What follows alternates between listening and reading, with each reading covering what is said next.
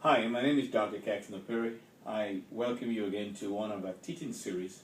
We want to provide valuable information for you so you can make right choices in marriage and in life as a whole. I have an interest in helping people succeed not just in marriage but in life as a whole. So if you've not seen my newest book, it's going to be out soon, God's Success Program. I know several years down the line you'll still be looking at this video while I probably will have written a few more books. But for this hour and at this moment, the book that I have coming out is called God's Success Program. It kind of puts a timestamp on this video in which I'm going to look at how divorce affects our health and our longevity. In the year 1996, a man by the name of Krongard did some studies with a group of scientists. And what they found out was that divorce increases the risk of death. Another gentleman by the name of Ben Shlomo, in not earlier study in 1995, discovered that divorce increases deaths due to cancer. Now, many of us may overlook the fact that we're in a marriage that's horrible or that we've gone through a divorce and we need to take extra care that the damage that occurred in the marriage that's going to increase our risk of having any of these complications that I'm going to mention are necessary. But believe me or not, whether you want to believe me or not, when you have a divorce, you are at an increased risk of accidental death, cancer death, violent deaths, and suicide. In the opening page of my book, How Divorce Kills, which is now in both electronic version, I mentioned how a study done by Dr. Posower and his colleagues was published in the Journal of Epidemiology and Community Health, showing that the suicide rate is doubled in men who are divorced. That's the suicide rate. And it's not the only way that a divorced person is at increased risk of dying.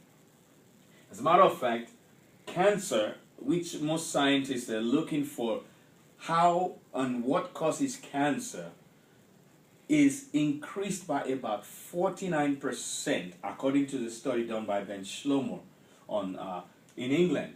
And Krongard, another scientist, had a 31% increase in cancer deaths in divorcees compared to the rest of the population. Now, adding this, I want to say one more thing. Rosso, another Dr. Rosso, found out that in the suicide case, when the population that we have in America, the average rate of divorce is about 2 per thousand. It's dropped to about 1.9, but we're going to use 2 per thousand. When the population divorce rate increases by 1 in 1,000, the suicide rate in the same population increases by about 35% in men. Pardon me if you believe in this sexist thing, I have to use this to save time.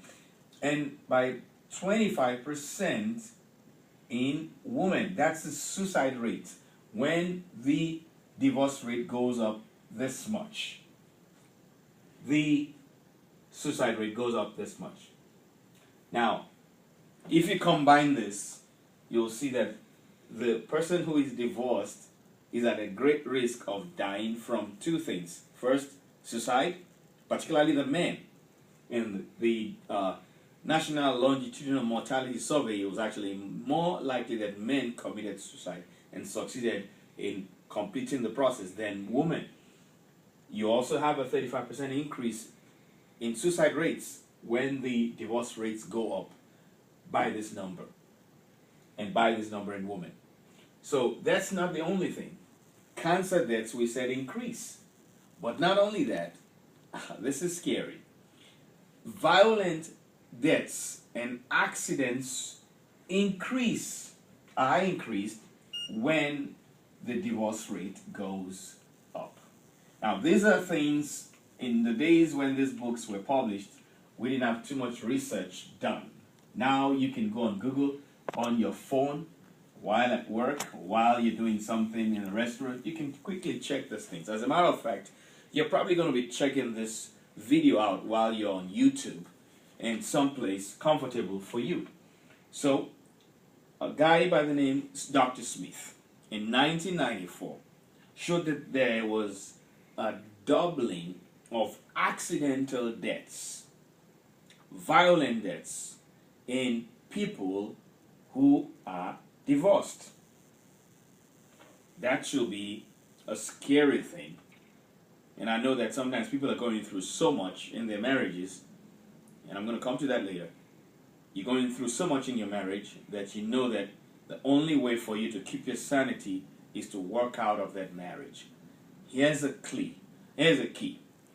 You may have suffered enough damage mentally, physically, with significant amounts of oxidative stress and inflammatory cytokines. These are things that are released by the body that's stressed and abused, that you can actually eat your own body up and your cells can dysregulate and dysfunction so much you develop a combination of cancer or autoimmune disorders such as lupus. Strange, right? But you got to be aware of this. So one of the key things that extends and prolongs our life is to make the right choices when we're choosing a mate. What Dr. Smith found out was very interesting, that accidental deaths are higher. But there's another gentleman by the name of Wellin, Dr. Wellin. He did a study showing that if less than 4 people live in a house, the chances of dying go up significantly. And this was a study done in 1985. If you live alone, you have a very high chance of dying before your time. Not only that, if you are experiencing a large amount of stress in your marriage, you age faster. Now, I need to explain that to you from a scientific point of view. There is something called telomere on the gene, chromosome. This is the length, just pardon me with this diagram, I don't want to make it too elegant. The length of the telomere is proportionate to your actual age. What they found in this particular study was that if you take normal people as they age, the length of the telomere shortens. So now, if this is a normal process, this is the normal slope for the decreasing length of your telomere as you grow old.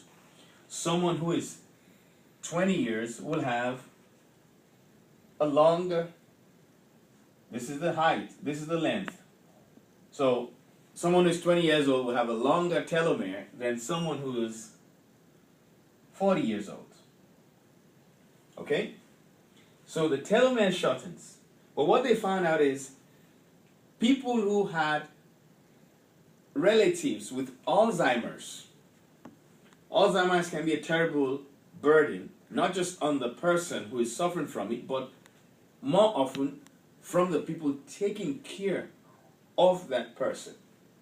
And they did this study and they found out that women between the ages of 40, I think 40 and 50 or 40 and 60, who were caring for parents or relatives who had Alzheimer's, as you know, it's very stressful, that their telomeres were shortened so much, they lost about 10 years.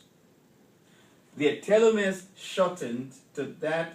So if a person was 40, taking care of a person with Alzheimer's over a 2 to 3 year period, by the time they're 42, they look like they're what? 52 years old. Now that's just Alzheimer's. And you can imagine what happens to a person who is married to somebody who drives them constantly crazy. I mean, you will have your good days when you have a relative that you cared about and loved. That's one of the reasons why you won't even come and care for them. You have wonderful memories. When mama or papa was doing everything for you, your growing up years, even though they'll drive you nuts, there'll be days they just walk out of the house and you don't know where they are, or they start a car and ride the car into the garage door.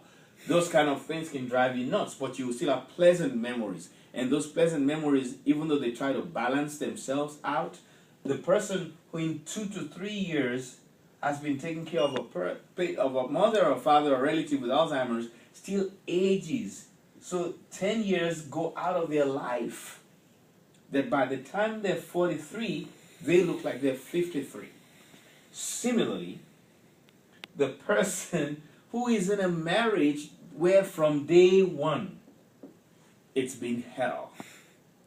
Just imagine. At least the Alzheimer's person knows they're helpless sometimes. But your spouse never feels helpless. They want to go to war with you. Your body can age much faster than this. That even if you married at 30, by the time you're 40 and you say, I'm calling it quits, you may be, what?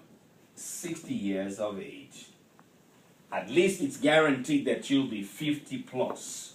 And your telomere will have shortened. And that's one of the reasons I think why we have such a very horrible incidence of stroke, heart attacks in our younger population.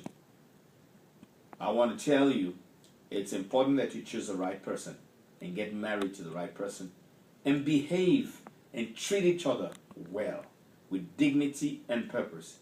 And don't waste your husband or your wife's time or money or resources. Do the best that you can do for one another while you're on this side of eternity. Have a blessed day.